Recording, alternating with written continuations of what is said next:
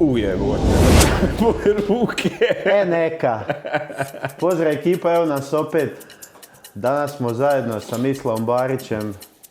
Neću vam reći ko je on, da se ne bi naljutili. Inače, profesionalac na području zdravstvene njege i fizioterapije. Ono što vas sve zanima, pa krenimo odmah u srce problema. Dobar dan. Da li ljudi peru guzice u Njemačkoj ili rade nešto drugo? Osim toga. Da. Klasično ruganje, kad jel da, kažeš da ideš raditi u Njemačku, da ideš raditi u flegu, sad nebitno to, jesi ti neki medicinski tehničar, medicinska sestra, ili Krankenpflege, kako se kaže ovdje u Njemačkoj. Mislim, klasično ruganje, šta znači klasično ruganje? Oni koji se hoće narugat kažu ideš u Njemačku, prati švabama guzicu i to je to. Naravno, ima i toga, ali nije tu sastavni dio toga posla, što bi se reklo, radi se tu još puno svega. Ima puno mojih kolega i kolegica koji rade kao medicinske sestre, medicinski tehničari u Njemačkoj, koji se uopće ne susreću s pranjem guzica, ne znam, rade kod doktora, na recepciji rade, u salama rade, šta ja znam, sa svakakvim drugim nekim slučajevima ili oblastima gdje se to ne radi, ali evo, radi se. Pa dobro, mislim, ono što sam ja vidio na internetu, u Njemačkoj je bitna razlika s obzirom na njegu i rad medicinskih sestara u Hrvatskoj, da ovdje kad ljudi dođu, bili oni medicinske sestre ili samo njegovatelji, bitna razlika je da ovdje naši ljudi dolaze ko pomoćni njegovatelji i onda navodno postoji još jedan viši stupanj školovani njegovatelj. Sad, ja sam pročitao u čemu je razlika, ali evo, ti možeš sigurno bolje objasniti koja je ta bitna razlika između pomoćnog njegovatelja koji radi s medicinskom sestrom i školovani njegovatelj u Njemačkoj. Da, to ljude malo buni. Recimo, ja kad sam dolazio ovdje, ja sam dolazio kao, kako se to kaže, medicinski tehničar u Anerkennungu. Taj Anerkennung je znači priznavanje te naše diplome u Hrvatskoj. Ja sam završio medicinsku školu u Hrvatskoj. Došao sam u Njemačku sa nepriznatom strukom, jel tako, onda sam morao biti u tom procesu priznavanja struke, što se zove Anerkennung, ali to nije samo za medicinske sestre, to je i za sve ostale medicinske struke, znači ja sam još i fizioterapeut po struci, znači treba bi svaki fizioterapeut treba napraviti Anerkennung isto za svoju struku, bilo gdje da je završio van Njemačke, doktori isto trebaju napraviti svoj Anerkennung. Recimo kod doktora je slučaj da oni ne moraju toliko kao medicinske sestre taj stručni dio polagati, nego moraju položiti C1 njemački jezik, dok je kod medicinskih sestara B2 za sad dovoljan. Prije je bio B1, sad je B2. Znači kad dođeš ovdje, ti si kao njegovatelj ili pomoćni njegovatelj. Onda kad položiš taj Anerkennung postaneš medicinska sestra ili Krankenpflege, ili to se sad zove kao Gesundheits- und Krankenpflege po novom, a ima taj srednji stupanj između pomoćnog njegovatelja i medicinske sestre, to se zove studij, pomozite mi. Nema veze. Znači... Ne, ima veze.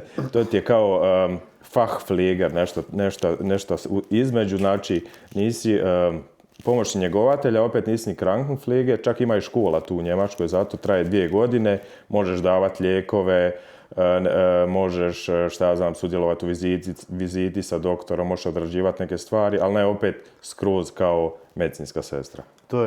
To je bila razlika koju sam ja vidio, znači taj pomoćni njegovatelj, on ide sa medicinskom sestrom, preslači ljude, pere ih, daje im neku osnovnu njegu i jelo, dok taj školovani fleger, odnosno njegovatelj, on znači može davati lijekove i sve ostalo po uputi doktora. Tako je. Dobro, znači prošli smo to, ne peremo guzice, kad dođemo ovdje moramo napraviti to priznavanje diplome. Tako je.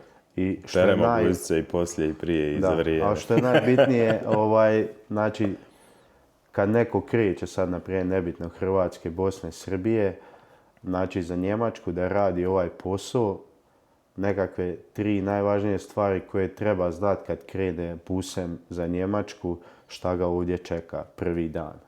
Pa evo, ja sam u svojim videima znao često govoriti, nek se pripreme na jedenje govana.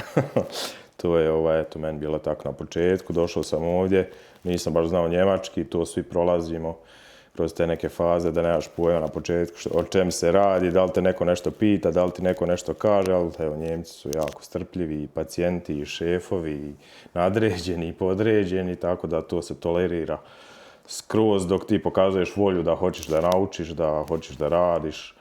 Znači, problem s jezikom. Dalje, šta bi savjetovao? Pa da budete fokusirani na te neke svoje, ne samo ciljeve, ja sam isto govorio nekad prije, nije cilj najvažnija priča, nego identitet. I ako se zabriješ u glavi da si ti medicinska sestra koja je došla iz Bosne, Hrvatske, Srbije, ne znam ja, znači ako si medicinska sestra koja je došla od bilo kud sa Balkana, Hrvatske, Srbije, Makedonije, od nebitno kuda je u svijetu, i zabriješ si u glavi da si ti taj koji je došao tu da radi kao medicinska sestra, stvoriš si taj identitet, naučit ću taj jebeni jezik da izvineš, odradit ću sve što treba odradit, taj Narkenung, položit ću šta god treba da položim i to je to, i onda ti ne treba posebno. Naravno, treba ti motivacija neka na početku, treba ti neka disciplina tokom toga puta dok si ne zabriješ u glavi dovoljno da si ti taj koji će to odraditi. Kad to sve sklopiš, da si ti taj identitet koji će to napraviti, to onda laufa. Pa dobro, mislim, u svakom poslu je isto. Tako je. Znači, bilo to medicinska sestra, poštar ili nešto deseto, sve je to isto dok ne prođeš taj uvodni neki dio, dok se ne navikneš na novi sistem. Ono što najviše ljudi spominje na internetu i općenito je da zašto mladi dolaze ovdje raditi, ne ostaju dolje. Dosta često se spominje ta natrpanost, znači u hrvatskim bolnicama i domovima za starije i nemoćne. Onda kad dođeš ovdje, znači imaš neki posložen sistem smjene, više sestara ili njegovatelja na određeni broj znači bolesnika, što kod nas je uglavnom jedna sestra je na 10 bolesnika i zapravo se ne zna nikakvi red. Znači, to bi onda bila neka glavna razlika između rada dolje i ovdje, pošto si radio i dolje i ovdje možeš nešto zaključiti. Pa evo, ne znam, ja sam radio da je u Hrvatskoj i evo sad radim u Njemačkoj.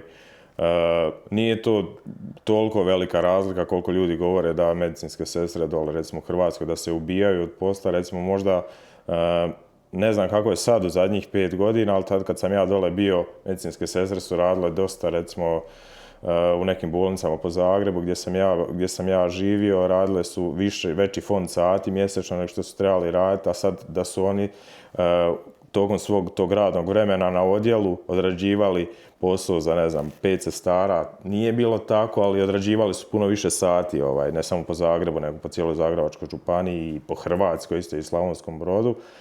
Ali u Njemačkoj isto nije sve tako kako bi trebalo biti.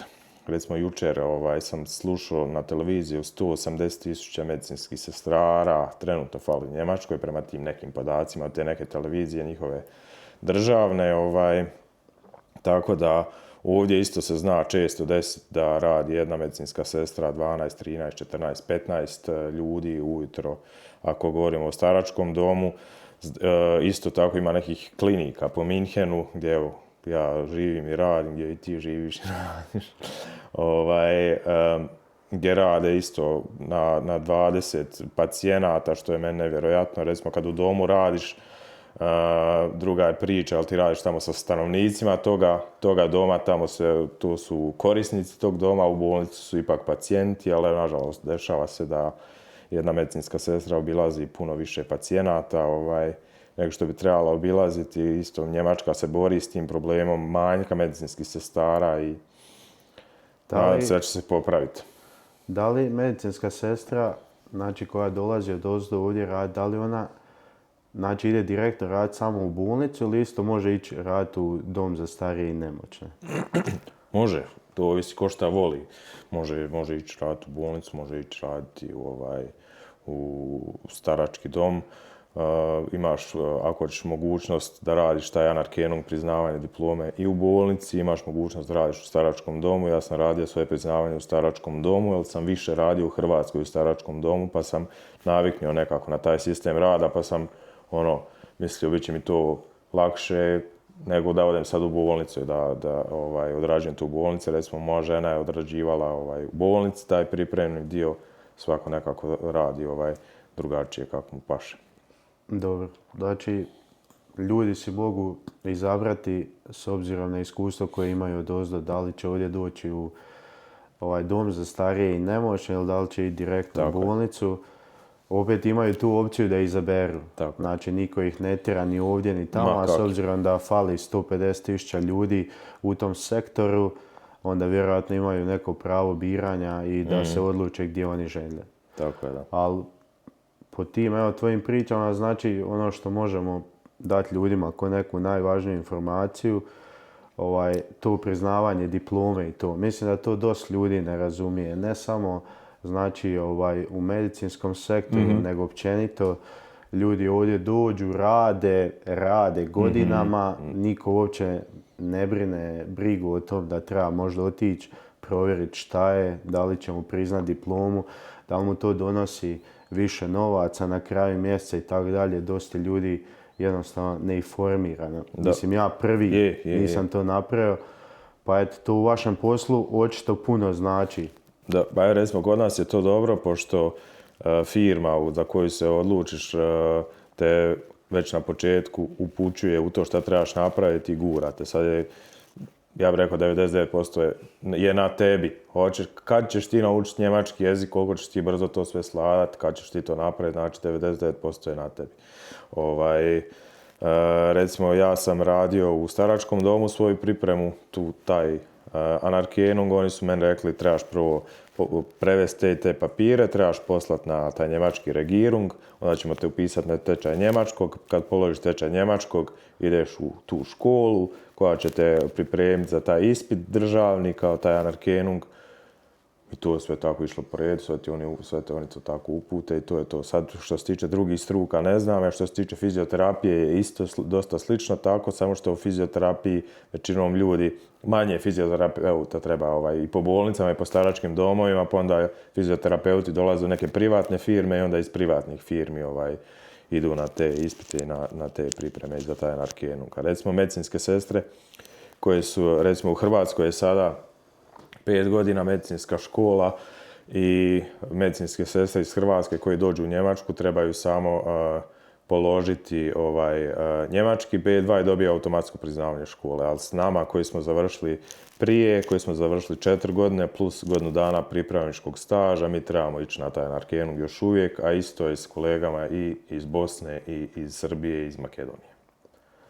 Koliko je zapravo bitno strpljenje u tom svemu? Pa šta ja znam, ja možda nisam neki dobar koji je oko toga strpljenja, pošto eto, ja sam se zabrio koliko god da bude trajalo, nek traje, sam da ja to položim, kad bude biće i to je to, neki su nestrpljivi, neki su prestrpljivi pa odgode to 5 godina, ne naprave ništa, šta ja znam, to je sve ovisi od osobe do osobe, ko je kakav i dobro, mislim, ajmo reći da si ti isto imao nekakvu podlogu, pošto ti je brat bio tu i ajmo reći, 80% stvari si znao unaprijed. Da. Ali neko ko dođe sad tu, kužiš, klika 22-23 godine, oni su došli došli su zaraditi i onda nakon tjedan dana trebam ovo, trebam ono i sad tu nastane drama, zašto sam uopće dolazio, da li sam trebao dolaziti, kužiš. Pa ne znam, evo da, te ljudi obično znaju te novije generacije malo popljuvač, da bi se reklo. Ja mislim da su oni puno bolji što se tiče nekih stvari. Naravno, nismo isto puno bolji što se tiče nekih stvari od svojih prethodnih generacija, ali mogu reći da su neke starije generacije ipak bile možda malo izdržljivije nego u kakve su uvjete. Oni dolazili prije u Njemačku, gdje su oni spavali, šta su oni prolazili, sve, znači nas 2% tu ne bi bilo da mi prolazimo šta oni. su tad prolazili, evo, hvala Bogu, vremena su napredovala i eto, mlađe generacije imaju bolje uvjete za doći ovdje, možda i veće apetite na početku. Eto, možda jedini taj savjet bi im dao da im ne zine guzice odmah na početku za svime, jer jebi ga ti kad dođeš, kad osjetiš malo više para na početku, znači više ne gledaš ovako, nego odmah se vidici prošire ovako, treba ti ovo, treba ti normalno. Hvala Bogu, pa je tako. Neko izdržava, neko ne izdržava, neko se prilagodi, neko se ne prilagodi, kaže ode kuć nazad, nije ovo za mene, to je isto okej. Da, svako koliko može, neka gura dalje. 100%. Ali recimo najvažnija stvar od tog svega je da se što prije nauči njemački jezik, pogotovo u vašoj struci. Naravno, njemački jezik je A i O. Što bi se reklo, njemački jezik je sve, jer ako hoćeš biti medicinska sestra, mislim, ako hoćeš biti njegovatelj, pomoćni njegovatelj, možeš, trebao bi ga makar razumjeti, možeš ti malo lošije taj njemački pričat, ako hoćeš biti medicinska sestra u Njemačkoj, moraš znati njemački jezik i jebi ga, moraš ga znati, znači kad pacijent kaže da mu je nešto, moraš znati šta mu je, doktor ti dolazi, hvala Bogu, stalno u vizitu, ali ako radiš u bolnici, stalno ti je tu doktor, familija ti dolazi, prostora za grešku, ne ja baš puno, čim položiš taj narkenung, bace te u vatru, evo ti idi radi, jebi ga, gledao sam svakakve ljude koji nemaju pojma njemački jezik, šta sve prolaze, s čim se bore, kakve greške rade, znači naučite njemački jezik, to je baš bitno. Ti sad ovdje već duže vrijeme i završio si neke te, ajmo reći, Bildunge, Ausbildunge, tečaje, šta god. Weiterbildunge. Ajmo reći da napreduješ u jednom smjeru prema gore. Sad mene zanima, kužiš, pošto je dole završio faks i radio u staračkom domu, koliko je zapravo ta razlika ovdje mogućnosti napretka, odnosno koliko je dolje da ti samo daju da radiš i to se jednostavno pretvori u rad i niko te nikad ne pita da li ti možda želiš postati voditelj tima, voditelj smjene, da li to samo ostaje na starijim kolegama, ko što je kod nas običaj da u većini poslova starije kolege su tamo do mirovine i niko drugi nema mogućnost za napredak, što je ovdje totalno obrnuta priča. Znači ovdje ako se malo pokažeš, ako naučiš taj njemački, ajmo reći nije bitno ko si, šta si, ako ćeš završiti ovo, ako ćeš završiti ono, imaš veliku šansu da ideš prema gore. Da, pa recimo u Hrvatskoj ima ta viša medicinska škola koju dosta naših sestara završava.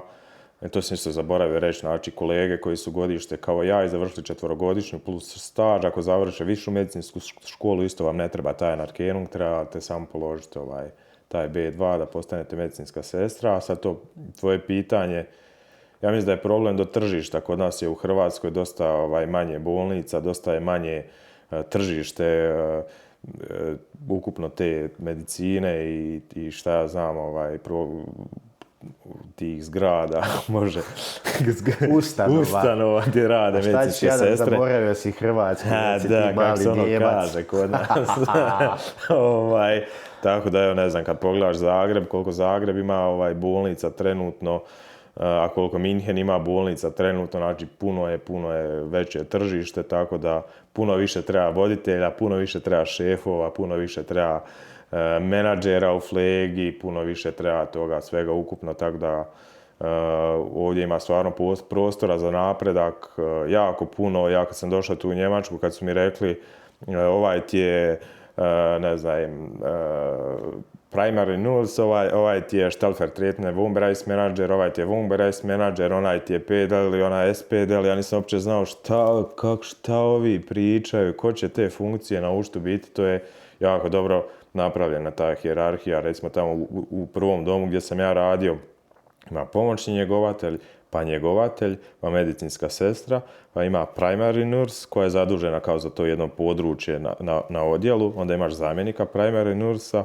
imaš zamjenika Wohnbereichsmanagera, znači zamjenika šefa odjela, onda imaš šefa odjela koji nikad ne radi u flegi, nego je sam tu doslovno kao menadžer, upravlja, mislim glupo za reći, upravlja, raspoređuje ljude, stalno je na telefonu, na terminima, dogovara sa svojim nadređenima koji ima kao PDL, to ti je kao šef za par odjela, onda on ima isto svog zamjenika, onda ima Hausleitung koji je za cijelu kuću zadužen, imaš zamjenika Hausleitunga isto, znači ima baš i to jako, sad ja puno informacija sam tu rekao, ali to je sve jako dobro funkcionira ovdje. Svako zna gdje mu je mjesto. Tako je.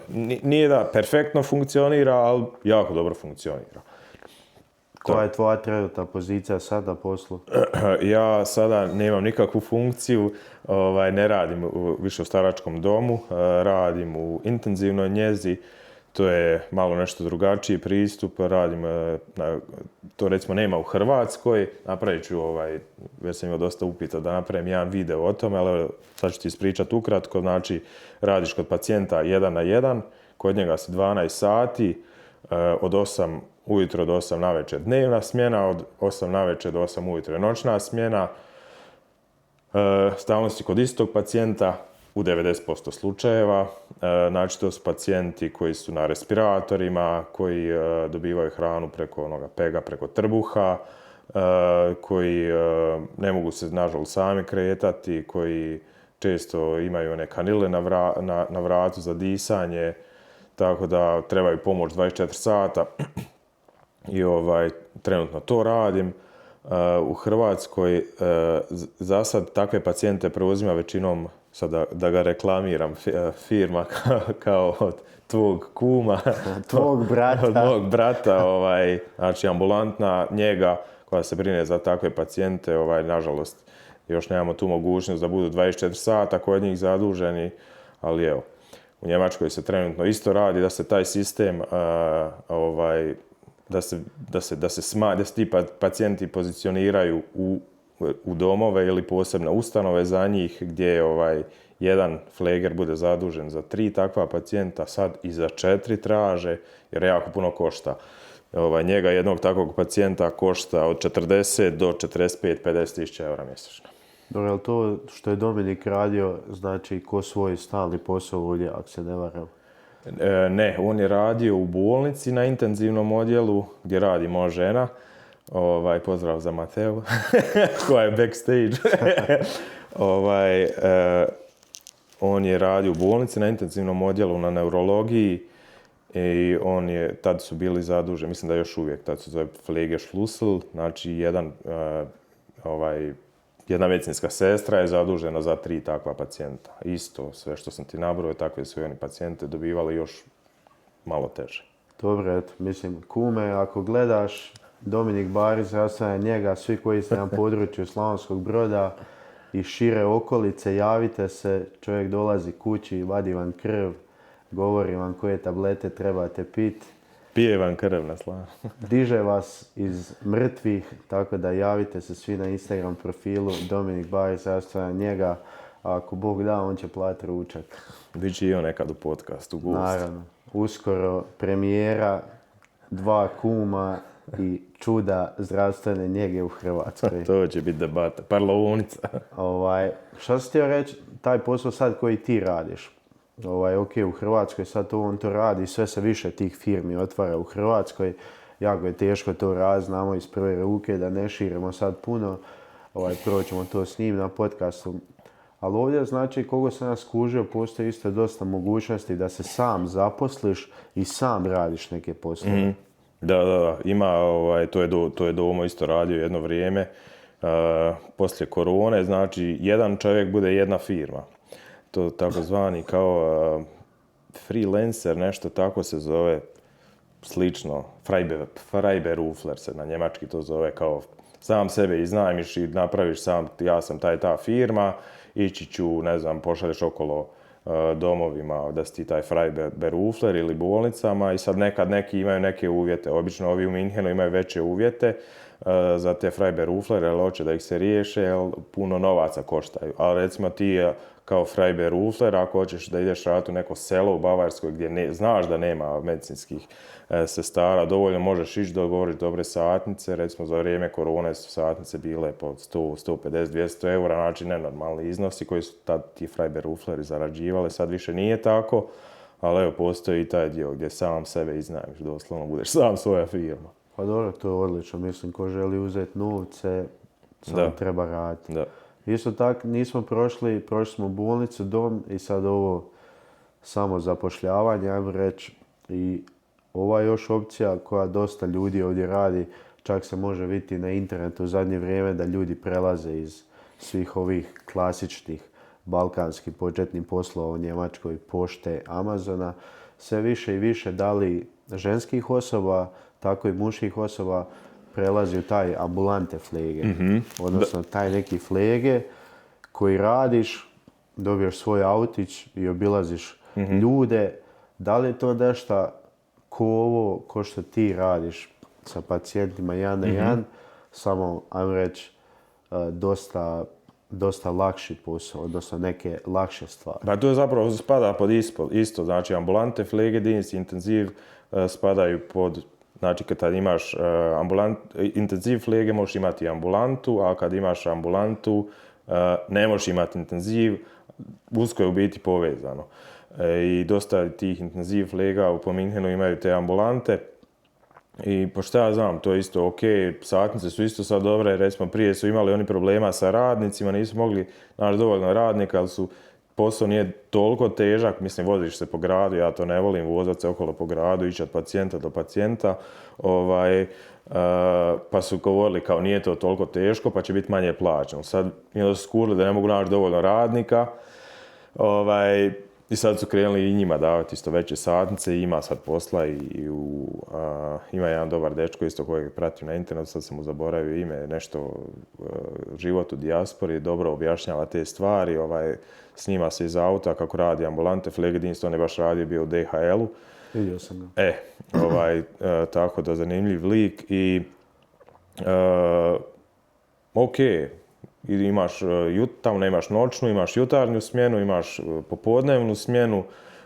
U jutarnjoj smjeni radiš klasika nekome, mislim klasika, ja se pričam, kod da ljudi znaju, znači kad dođeš kod nekoga u stan, nekom opereš stan, nekom, šta ja znam, posložiš frižider, šta on ima napisano u tim lajstunzima, šta je naručio od tebe, nekom daš da jede, nekom skuhaš jelo, nekom guzicu opereš, što smo pričali na početku, nekog otuširaš, nekom samo daješ inzulin, kako kod koga nekom samo složiš lijekove. U drugoj smjeni je manje te njege, ali imaš više pacijenata za obići, više im daješ lijekove, više im daješ inzulin i spremanje po stanu i to. Tako da neko to voli, ja ne volim, ali dosta više cura i žena radi taj dio. Da se radi na tu temu da ne bi ljudi krivo shvatili to pranje guzica i to. Ja mislim da neko ko ide u medicinsku školu, ko je odlučio to od prvog razreda srednje i dalje se bavi s tim kroz život, ja mislim da je nerealno, znači da ti misliš da neš nikad oprat čovjeka, da se on nikad neće usrati, imati veliku nuždu, da neš mu morati promijeniti pelene i to. Ja mislim da ljudi dosta kompliciraju u vezi toga. Jer ja mislim neko ko ide u medicinsku školu i bavi se tim cijeli život, da je to sastavni dio posla. Normalno, naravno, navikneš se. Naprijed, ja sam imao neku smiješnu situaciju koju svima pričam. Završio sam fizioterapiju, pa kad me pitaju što si išao na fizioterapiju iz medicinske škole, pa ja svima pričam da sam rekao da neću više nikad prat guzice, pa sam zato išao na fizioterapiju. Sad ipak radim kao medicinski tehničar već 10-11 godina. Nemam nikakvi problem s tim, to je meni... Čak i kad neko kaže da radiš u Njemačkoj, pereš guzice, mene to... Znam opseg cijelog tog posla, šta je i kako je i recimo kad radiš kao medicinski tehničar u domu gdje doktora nema uvijek ili kad radiš ovo što ja radim, znači ja sam prepušten, ne samo ja nego sve moje kolege koje rade u toj intenzivi, prepušten si sam sebi, znači prostora za pogrešku ti je nula doslovno, pacijenti su na aparatima, moraš znati sve o svemu. Kažem, napraviš jedan video o tome, vjerojatno ću napraviti intervju sa svojim šefom pa da objasni još to sve kako ide i šta ide, tako da nije to samo pranje guzica, na što se ja uvijek nasmijem. Vječno pitanje i dosta zanimljivo pitanje, što ti odmah govore kad dođeš ovdje, da se probaš zaposliti ili u gradskom domu, ili u državnom domu, ili u gradskoj bolnici, ili u državnoj bolnici, jer svi znamo, znači i dan danas dosta žena, dosta mladih osoba ide preko tih agencija, putuje, dolazi ovdje na posao, tu nekad funkcionira super, nekad ima previše problema. Zašto je toliko bitno, znači, zaposliti se u državnoj ili gradskoj bolnici ili firmi, a ne ići preko ovih naših firma koje zapošljavaju? Pa ne znam, ja sam istog takvog razmišljanja bio, isto sam na početku došao odmah u državnu firmu i mislim da nisam pogriješio. Nego zaštićeniji si u državnoj firmi, znači,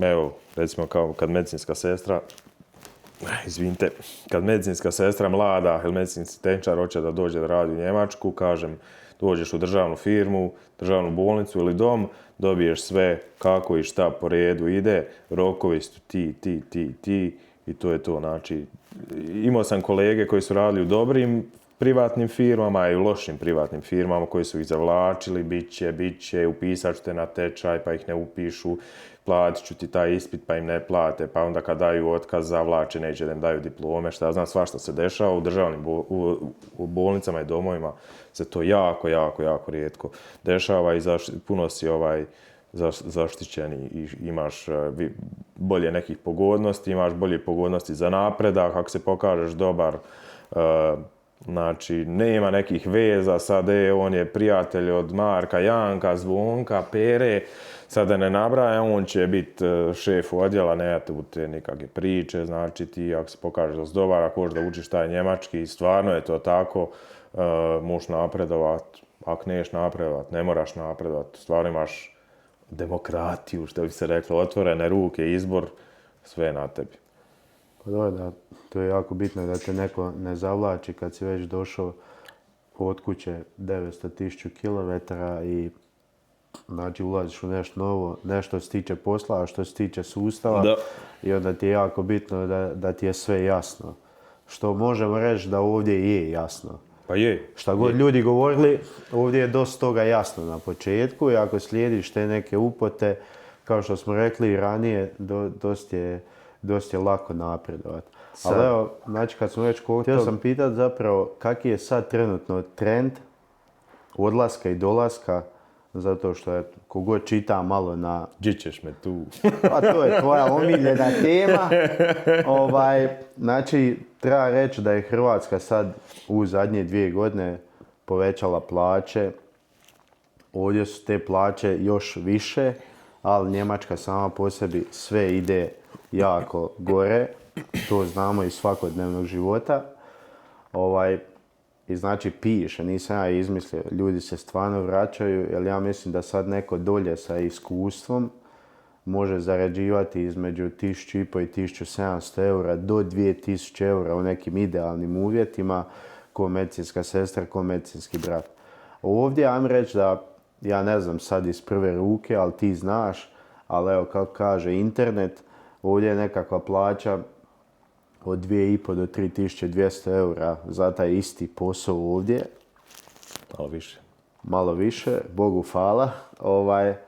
Tako da ja bih rekao, nekakve mlade osobe koje sad žele ovdje doći, zaraditi neke novce u nekom roku od 3 do 5 godina, da se njima isplati doći. Evo, na primjer, šta ja znam, ako ćeš gledati samo novce, opet tu se može diskutirati, jel se isplati, jel se ne isplati, ovisi.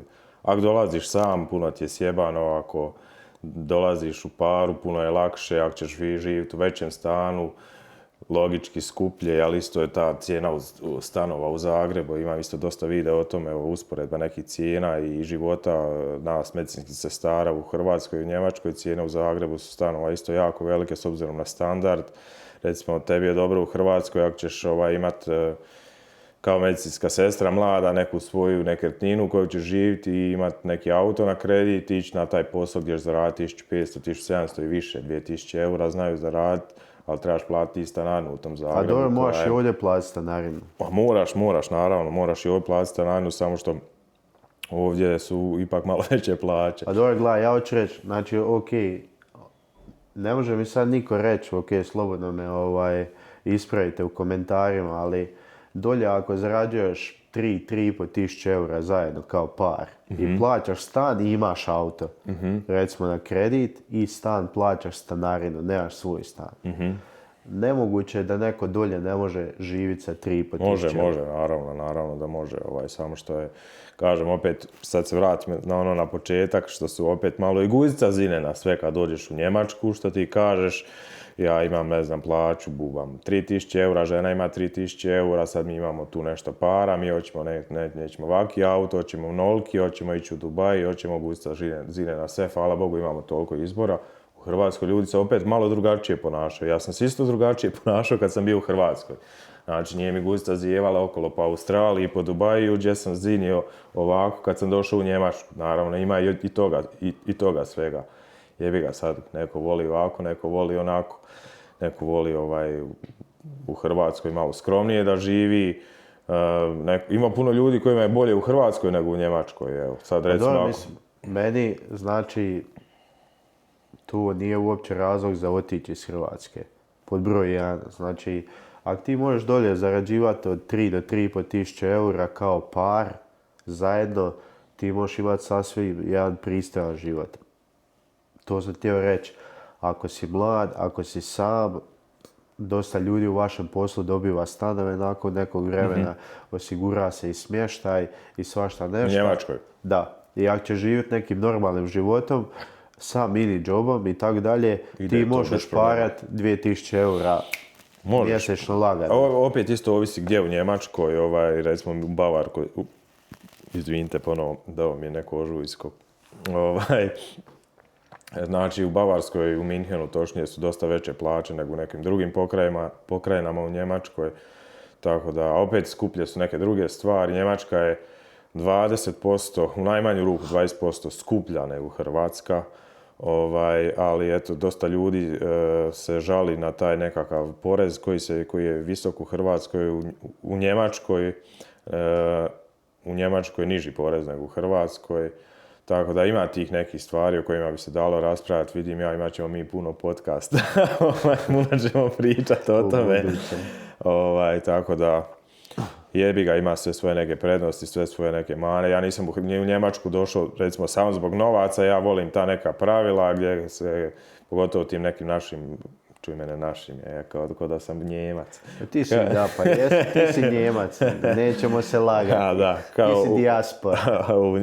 U tim nekim njemačkim domovima i klinikama gdje se znaju neka pravila, gdje se zna koliko imaš godišnje, koliko imaš plaću, gdje te niko ne zakida za neke prekovremene smjene i sate, gdje se još uvijek vode neki sporovi u nekim bolnicama u Hrvatskoj za prekovremene sate. Mislim, to mi je glupo uopće za čut da neko je odradio neke sate pa mora tužiti bolnici da mu to isplati. Katastrofa, ovdje tog stvarno u državnim ustanovama nema. Naravno ima u privatnim. Ja sam radio isto u privatnim nekim poslije, kad sam ošao iz staračkog doma,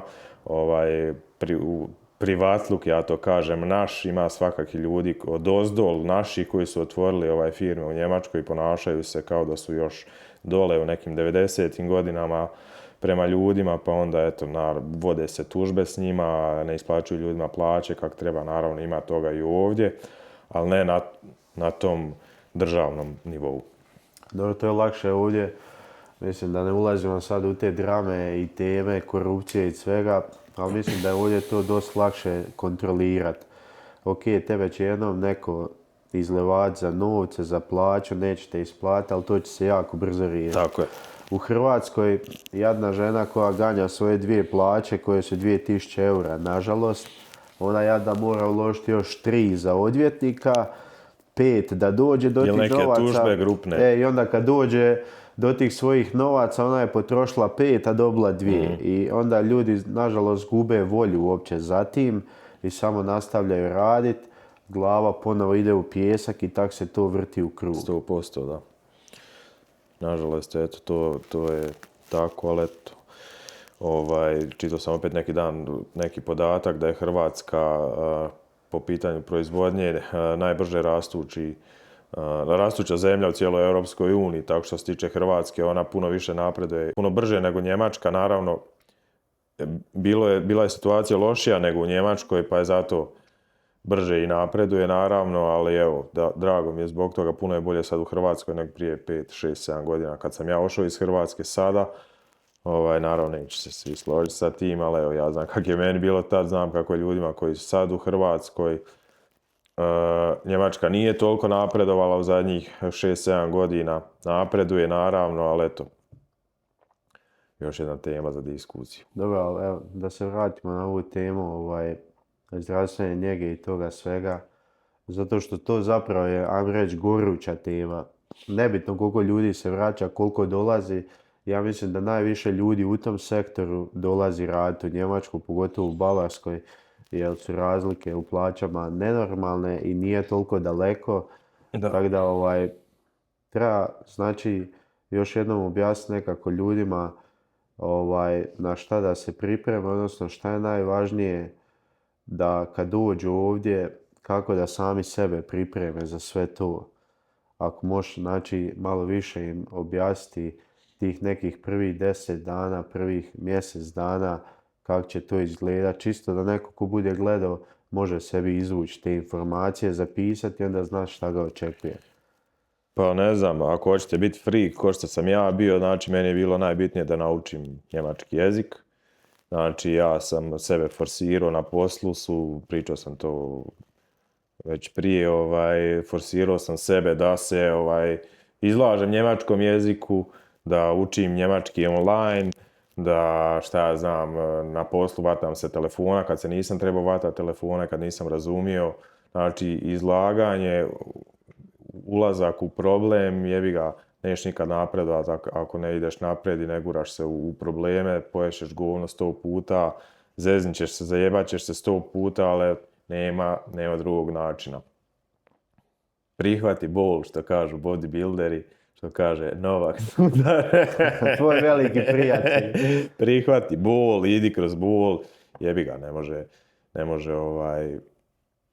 nema jednostavno, pogotovo mi koji dođemo tu, kako ne znaš njemački, ja sam došao tu s 29 godina, teže mi je bilo naučiti njemački jezik nego nekom mlađem, ali isto sam tako viđao starije žene koje su sa 45 godina upisivale taj Ausbildung u školu za medicinske sestre i završavale i pričale poslije njemački ko Njemci, znači sve ti je u glavi. Svi imamo neki talent koji je kod svakoga drugačiji za učenje njemačkog jezika općenito. Neko lakše nauči, neko sporije nauči, ali svakoga može naučiti. Ali najbitnije ga je naučiti. Tako je. Pa dobro, mislim, treba sad to isto gledati s druge strane, da li želiš ovdje ostati, da li želiš tako nekog vremena se vratiti kući. 100%. Mislim, tu isto imamo različite poglede, tako da gdje se ti vidiš za 5 godina? Ja se vidim u Njemačkoj za 5 godina. A zašto? I za 25 godina se vidim isto u Njemačkoj. Sad se vidim tako, ne kažem da će biti tako, naravno, možda se ja vratim u Hrvatsku. Nije nikad isključeno, ali za sad se vidim ovdje, dobro mi je tu. Šta ja znam, ja ne gledam Njemačku kao neku...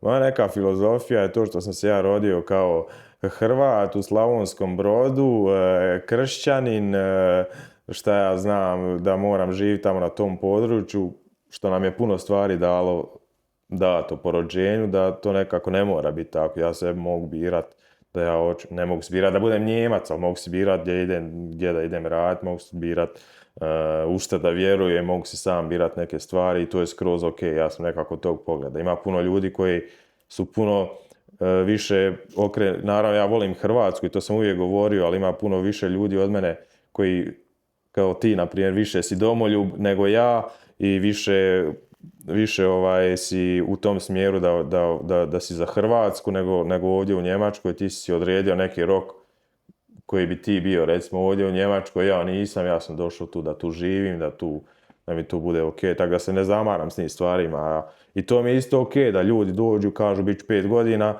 ti si došao tu, neko si vrijeme tu, sredio si kuću, kupio si auto, napravio si pun kurac dobrih stvari. što ti je Njemačka dala, vraćaš se danas sutra u Hrvatsku i to je ok. Ima opet nas koji dođu tu, kažu tu ćemo živjeti, koji pričaju, kako se ono kaže, na naši to, jebi ga, to je isto Dobro, ok. mislim, meni je, ja dosta ne volim ljude koji se vrate dole i onda pljuju po Njemačkoj, zato što treba biti svjestan, znači da svako ko je ovdje došao, zaradio neke novce, vratio se dolje, zaradio ih je ovdje. Ali ja opet gledam s druge strane, mislim ja uvijek napomenem, složit ćeš se sa mnom što se tiče tog, jedno što ja mogu zahvaliti Njemačkoj je što sam upoznao svoju ženu ovdje. I znači to je jedini razlog zašto ja mogu biti zahvalan za Njemačkoj. A kuću ko ti napravi? Pa dobro, nije to bitno, to je sve materijalno. Ali, znači, ne vidim se da ja sad trebam svoj život ostaviti ovdje, ako se već možemo vratiti dole. To ja želim reći. Nije da ja sad želim odletiti odmah sutra u Hrvatsku, da postoji mogućnost da se svi slažemo s tim, jer to više nije samo moja odluka. Ok, idemo sutra odmah. Nije ovdje loše, ali eto, mi se znamo 30 godina i mislim da ovdje koliko god se mi trudili, ne živimo mi te živote koje smo živjeli dolje. Možemo mi se priča bajke, ali mi smo dole živjeli 110 na sat. Napravit ćemo podcast još cijeli o ovome. Ne, ali ne kažem ja da mi živimo ovdje loše. Treba svako ko gleda ovu epizodu shvatiti da se ovdje puno radi. Znači, radio sam ja puno i u Hrvatskoj. A to ti kažem, mi se znamo 30 godina, pa se ne vidimo po 30 godina, metaforički rečeno. Znači, ti radiš, ja radim, tak je bilo kad je Domo bio ovdje se puno radi. Ok, puno se ušpara, može se i putovati ili sve, ali opet nekako ne vidim sebe da ja sad tu ostanem, da puštam svoje korijene ovdje. Ako ima mogućnost vratiti se dole, mislim da, znači nije to sada se ja neki veliki domoljub ni ništa, nego jednostavno mislim da mi se trebamo vratiti. I možda i svrha ovog podcasta da se svi vrate kući. Pa ne, nego možda bi trebali to iskustvo donijeti dolje i stvarati nešto bolje, novije, modernije, kužiš, pruži to neko iskustvo, bili smo, vratili smo se, ajmo sad početi iz nule, ali opet, što ti kažeš, jako je teško početi sad iz nule dolje. Pa uvijek je bilo teško. Da, ljudi često puta ne razmišljaju da je povratak iz Njemačke u Hrvatsku isto kao dolazak iz Hrvatske u Njemačku. Isto krećeš od nule, krećeš od ničega, svi ti ljudi koji su dole, koji misliš da te čekaju, ne čeka te niko, krećeš od nule, upoznaješ ponovo upoznaješ ljude koje već znaš, znači krećeš doslovno od početka, ima puno videa isto o tome na internetu, se ljudi malo zeznu, ali evo, kažem, opet sve je to nešto individualno, ima nas svakakih razmišljanja, recimo što se tiče mladih medicinskih sestara i što se tiče rada, radi se jednako, što se tiče nekih stvari, čak i manje u Njemačkoj, evo recimo ja iz svog iskustva govorim što se tiče medicinskih sestara, sad neko naravno radi više u Njemačkoj što se tiče ostalih struka nego u Hrvatskoj i obrnuto, ali što se tiče medicinskih sestara, mislim da medicinske sestre u Njemačkoj rade manje nego u Hrvatskoj. Dobro, mislim, to je glavni zaključak na internetu da dolje ljudi rade dežurstva, 12-24, ovdje imaš smjene, 8-8-8, to je jedna od najbitnijih razlika što ljudi pišu po internetu i znači da jednostavno znaš kad ti je godišnji, kad trebaš doći na posao, kad će biti plaća. I niko te ne zove kad si na godišnjem. Znači niko, ja kad god sam bio na godišnjem, nikad me niko nije nazvao i rekao dobar dan, Mislav Bariću, možeš li doći sutra odraditi smjenu od preksutra, ali možeš li završiti svoj godišnji, treba nam radnika, nikad me to nije nikad. Ne kažem da se to radi u Hrvatskoj danas i jako često, ali se radi češće nego uvjet. Ma dobro, mislim, ne treba bježati od tog da nema kod nas pozitivnih primjera. Klinika gdje sve funkcionira odlično. Ali isto tako s druge strane ima puno primjera gdje stvarno stvari ne funkcioniraju. I to se jasno vidi. i ljudi jednostavno ne mogu to promijeniti. Bilo prosvjedima, bilo intervjuima.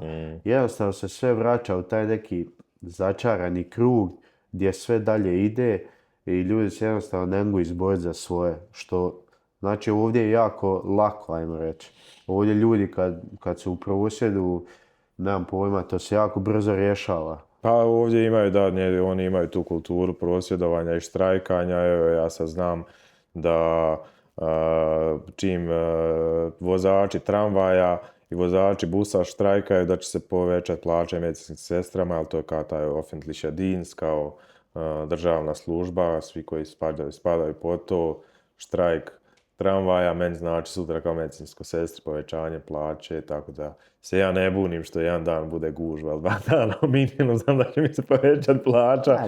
U Hrvatskoj, evo, nažalost nije, još to na toj razini, kažem, poboljšava se, ali evo, nadam se da će biti. Kako je na poslu, kakva je razlika, znači, između naših ljudi s Balkana, kolege iz Njemačke, kako je to sad jednostavno posloženo i oni isto, nije ni njima svejedno, ajmo reći. Njima se jako lako priviknuti na nas, pošto ajmo reći, 70% razmišljamo isto, ali ovih 30% je jako kritično drugčije razmišljanje.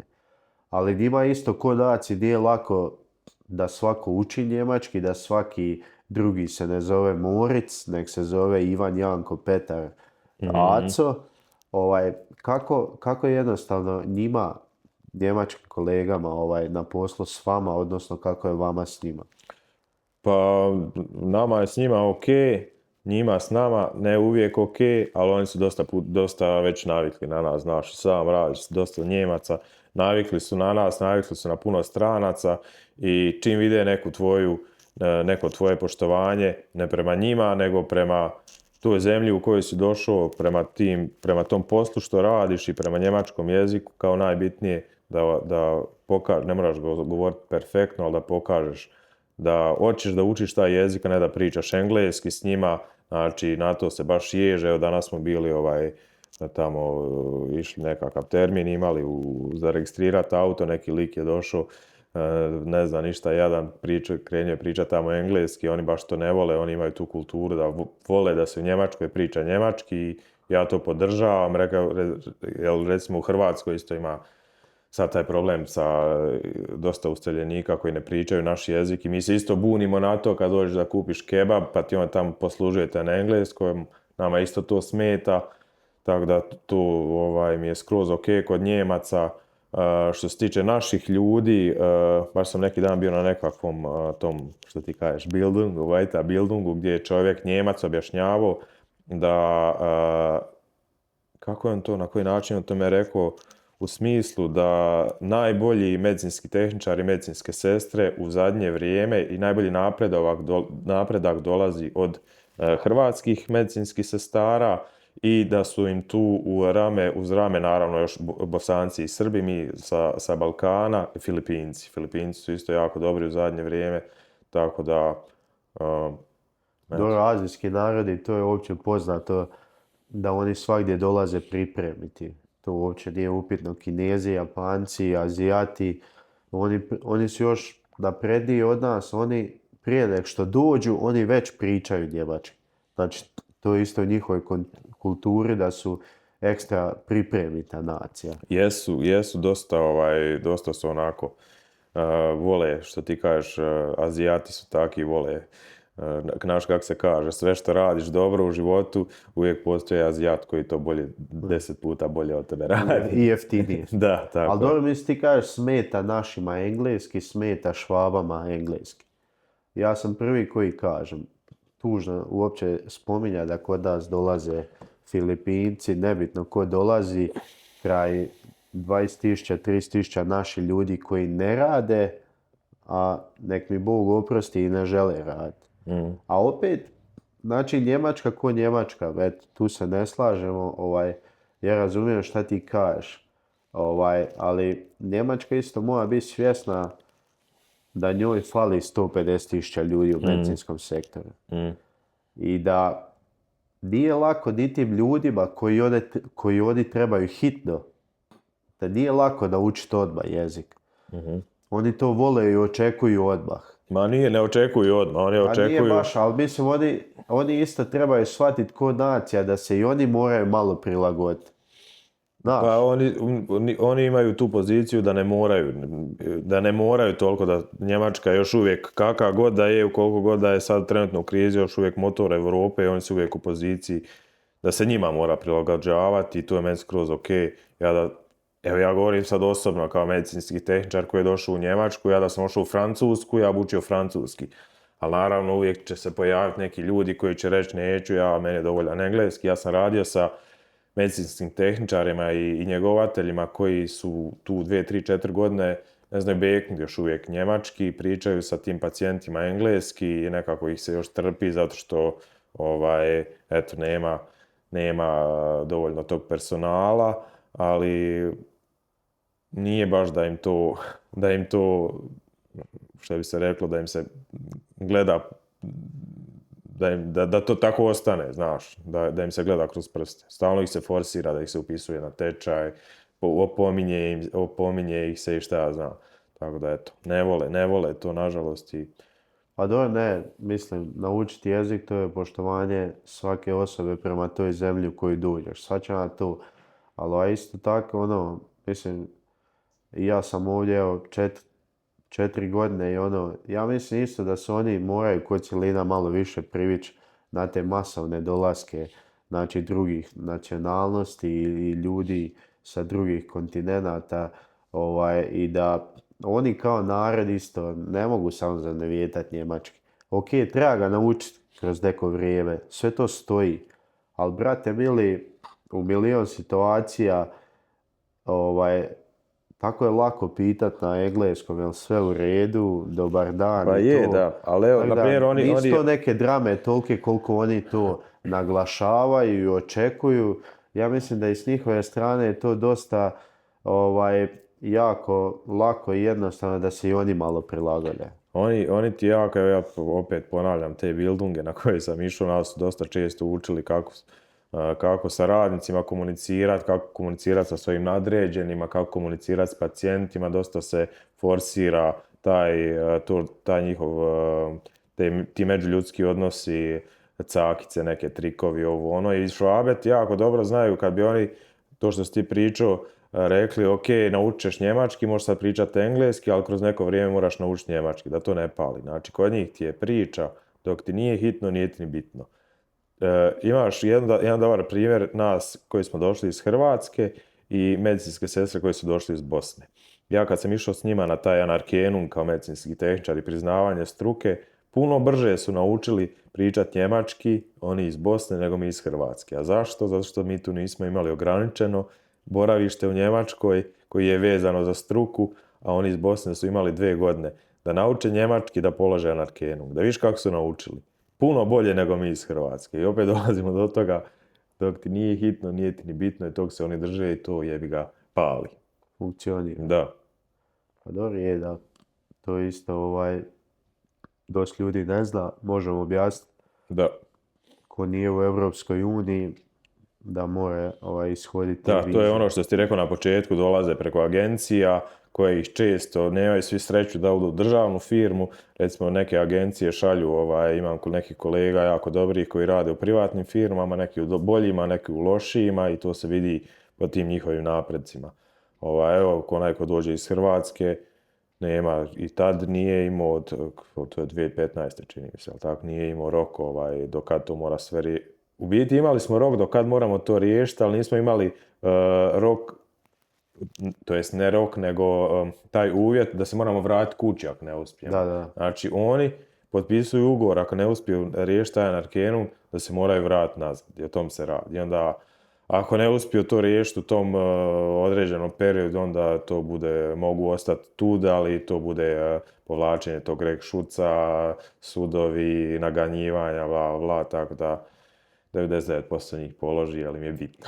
Dobro, da, i što dosta ljudi ne zna iz Hrvatske, što jednostavno ni ne treba znat, ali ljudi u Srbiji i u Bosni čekaju te vize i taj trenutak po godinu dana, 2 godine i to kad dobiju vjerojatno zagrizu i ne puštaju nikad. Tako je, da, i oni dođu s tim stavom, da, mislim, dosta nas iz Hrvatske dođe tud u Njemačku, kao idem probat, pa ako uspijem, ako ne uspijem, evo ga, vraću se u Hrvatsku, realno nije ni u Hrvatskoj toliko danas loše, u situaciji u Bosni i Srbije malo druga, sad neko se naljutio, ne naljutio, puno drugačija nego u Hrvatskoj.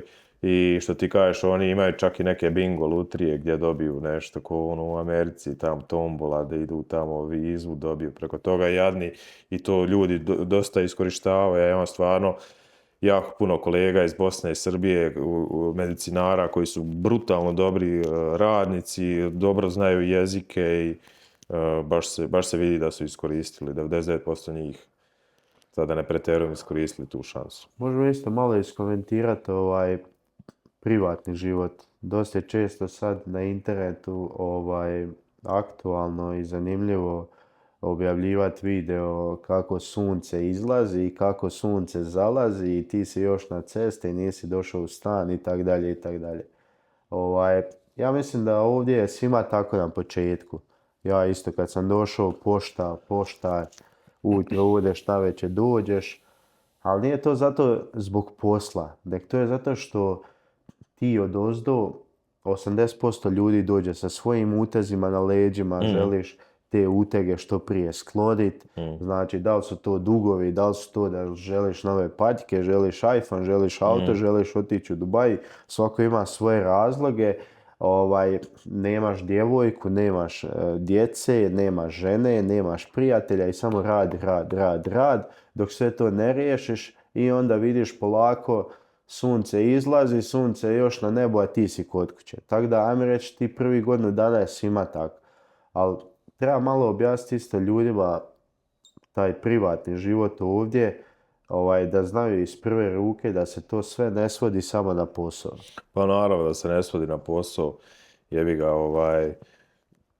onaj koji neće se družiti s ljudima, neće se družiti ni u Hrvatskoj, onaj koji hoće družit će se i u Njemačkoj. Evo, ja mogu reći za sebe, ja sam u Hrvatskoj radio 6 dana u tjednu, 8 sati dnevno, znači 48 sati tjedno, u Njemačkoj radim 40, koliko god to zvučalo čudno kako to u Njemačkoj se sam radi, ja govorim o onom fiksnom poslu, znači imam još 2 posla sa strane što sam si ja sam odabrao, volim pare i hoću da idem da radim i dalje i da zaradim, ne mora se to tako, ne moraju to ljudi tako odrađivati.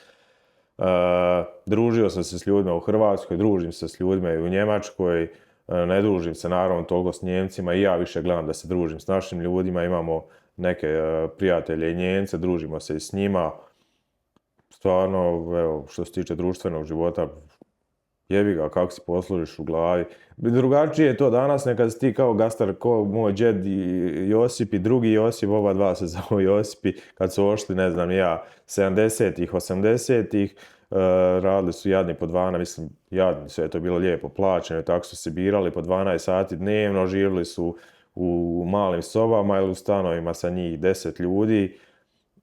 Drugačija je to priča bila nego danas. Danas ljudi dođu u Njemačku da osnuju obitelj, da žive tu, da se druže, da imaju privatni život. Znaš da imam roštilj na balkonu i roštiljamo mi. Znam da imaš. Kupio mi on roštilj, organizirao. Tako da jebi ga, i vamo se i pije pivo i roštilja i peca i svašta. Isto kao u Hrvatskoj, tako da to su neke priče koje su prije možda bile drugačije, danas više to nije tako. Kod nekoga možda je, opet kažem. Pa dobro, mislim, i ovdje dosta ljudi dođe i na teren, znači rade isto 12 sati dnevno i nakon 3 mjeseca sa 10.000 eura idu kući. Tako je. I najviše taki objavljuju take videe, mislim, nije da ja sad tu neš branim zašto ljudi rade 12 sati, zašto objavljuju. Nego jednostavno treba ljudi znati da nije ovdje sve samo posao, da ima prostora i za privatni život i ako će trenirati svašta što slobodno vrijeme radi, sve je to lako, samo si treba organizirati. 100%. Mislim, glupo je malo o tom raspravljati, to kad bi ja sad išao u te teme, ja volim o tom pričati, gdje lako za objasniti gdje je bolje u Hrvatskoj ili Njemačkoj. To kao kad bi ja sad tebe pitao, nemam pojma, jel u Hrvatskoj svima isto, jel u Njemačkoj svima isto nije, ima vamo i sirotinje i bogatih koji u Hrvatskoj, tako da nije, ne znam, jel me ko sad skužio, sad šta sam htio reći, sve je to individualno. Nekom bolje, nekom gore, samo u Njemačkoj je malo možda drugačiji omjer, naši ljudi koji su ovdje je malo izraženiji taj srednji sloj, znači imaju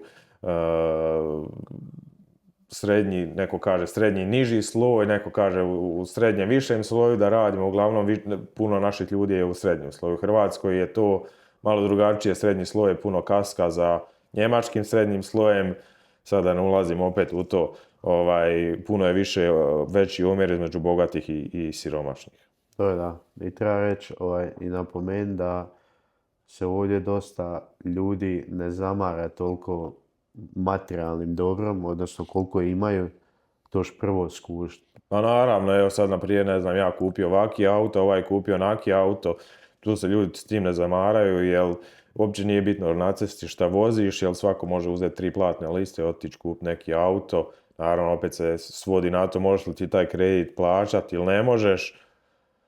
Možeš kupiti kuću, ako si još kupiti kuću, ako dvoje radi u obitelji, znači kod nas je to malo drugačije. Ne mogu svi plaćati te kredite, ne mogu svi kupiti neke stanove i kuće, pa se malo i to ipak više gleda. Tako da... Dobro, ljudi se zalete, treba i to da povedati, to je ono što je na početku rekao, guzica zide. Naravno. 3 platne liste i evo od ovoga A6 i glavni baja u selu. Naravno. Nije to, to smo isto komentirali, to je već stara priča da se ljudi ne bi zavarali da svi ovdje voze nove aute i da su kupili te aute i da svi imaju para za te aute. Naravno, ja poznajem puno mojih kolega s kojima sam radio, koji skupili su i dobre aute i bez kredita i s kreditom, naravno, ali i u Hrvatskoj na kraju krajeva. Tako, mislim, opet one neki ružni videe na koje nailazi u Njemačkoj je sve na kredit, svi ovo što sam ja sad spominjao, svi čekaju 3 platne liste da kupe neku bembaru i što ja znam i u Hrvatskoj isto svi kupuju auto na kredit i svi kupuju stan na kredit, tako da ta fora uopće nema smisla. Jedino što ima smisla, možeš li ti to plaćati ili ne možeš, to je na kraju krajeva bitno. Znači da podvučemo crtu, dobro je ovdje raditi u njezi, u bolnicama, u medicinskom sektoru, ali možemo reći, s obzirom da pričamo sad, ok, došao si prije 5 godina, postepeno je to išlo i sad si na nečem što funkcionira i imaš već neki život, sve organizirano i to ide. Ali onda možemo isto tako reći da ljudi koji sad dolaze u ovom trenutku gdje je i Hrvatska se dosta digla, dok se to promijenilo, plaće su bolje, da isto trebaju možda malo bolje razmisliti da li žele doći, da li žele kući, jer to je ipak mijenjaš okolinu, mijenjaš sistem, mijenjaš sve, ok, rekli smo za mlađe ljude, to je ok, ali sad koliko se isplati dolaziti sa obitelji cijelom, samo radi, ajmo reći, 1000 eura razlike, ja osobno mislim da se ne isplati. Pa opet kažem, nije samo novcima, nešto je i u pravilu i načinima za razmišljanje, načinu života, kažem ti, ja sam uvijek govorim ljudima, ja sam došao možda 30% zbog novaca, naravno to je bio pokretač, novci uvijek pokretač, ali ostao sam tu zbog nekih stvari, sviđa mi se tu u Njemačkoj, sviđa mi se ta pravila, to sve što sam već nabrajao, da se ne ponavljam. Uvijek će biti posla za medicinske sestre, bit će ih i u Hrvatskoj. Ne toliko opet u Hrvatskoj koliko u Njemačkoj, ali eto, opet medicinske sestre. Uz svo ovo AI ludilo danas, čitao sam neki dan da je medicina jedno od 3 zanimanja koje AI neće moći zamijeniti. I još jedan neki ludi podatak koji sam našao, što sam pričao još u jednom od svojih prvih videa, da 25% medicinskih sestara koji su završili školu u Hrvatskoj rade u Njemačkoj. Znači svaka 4. medicinska sestra školovana u Hrvatskoj je u Njemačkoj. Zato što nažalost se već generacijski to veže, tako kao je. I ti. Tako je. Vidio si da je bratu dobro, da to funkcionira i financijski i životno, iako se on vratio i dobro mu je i hvala Bogu nek mu je dobro, ali isto tako ima dosta drugih primjera gdje mama ode, povuče za sobom i djecu, djeca svoju djecu i to jednostavno generacijski se veže i ljudi grade neki život koji funkcionira i mislim da je to prvo pitanje, ono, da li ću u srednjoj ko dodatni predmet uzeti njemački ili ne znam, nija kemiju. Da, je tako je, 100% si u pravu, neko generacijski dolazi u Njemačku, neko je generacijski tu, pa ostaju ljudi, naša djeca isto će vjerojatno ostati ovdje, ko će njih danas sutra, ko će im u glavi složiti priču da se trebaju vratiti, gdje se ne trebaju se nigdje vratiti, oni su odavde, trebaju tu i ostati. Što se mene tiče, tako da ti imaš drugačije razmišljanje i to je isto ok. Tako da vidit ćemo šta nosi sutra. Hvala Mislav na ovom podcastu. Nadam se da ste naučili nešto korisno za sebe i za sve koji planiraju doći u Njemačku, raditi u medicinsku struku. I evo, zadnju riječ dajem Mislavu i subscribe-ajte se na kanal, besplatno je, podržite ovaj podcast. Želimo dovoditi zanimljive goste, zanimljive priče, pomoći vama u nekim novim iskustvima. Zapratite i Mislava na njegovom YouTube putovanju, YouTube kanal Mislav Barić. I evo, za kraj, šta god Ništa šta da ti kažem, drago mi je da si počeo, drago mi je da sam ja drugi gost koji je došao u ovaj podcast. On je prvi od nas trebao krenuti sa YouTube-om, mi smo svi krenuli, mi sad svi imamo po par tisuća subscribera, a on je taj prvi koji je to trebao napraviti. Sad mi pogurujemo malo njega i drago mi je da je konačno krenio i jedan moj dobar prijatelj, YouTuber, je rekao svi mi možemo snimati videa i imati kao full neku gledanost dok ne krene Karlo, kad on krene onda smo svi u kurcu, tako da ja mislim da će to tako biti. Tu ćemo završiti, hvala vam puno na pažnji i vidimo se u sljedećoj epizodi, pozdrav.